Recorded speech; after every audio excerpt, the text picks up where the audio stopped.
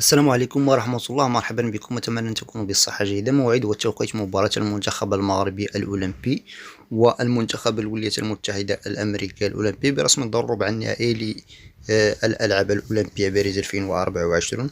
قبل ذلك من فضلكم لا تنسوا الضغط على زر الاشتراك في القناة واللايك للفيديو وفعل الجرس.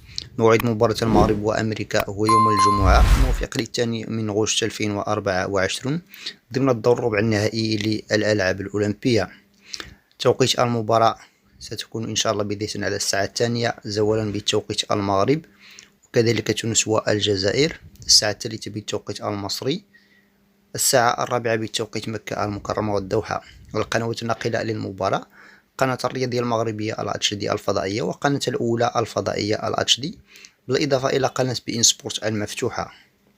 في الأخير أصدقائي الكرام، اتركوا لنا توقعاتكم لنتيجة المباراة من خلال تعليقاتكم على الفيديو، والسلام عليكم وأراكم في فيديو قادم بحول الله.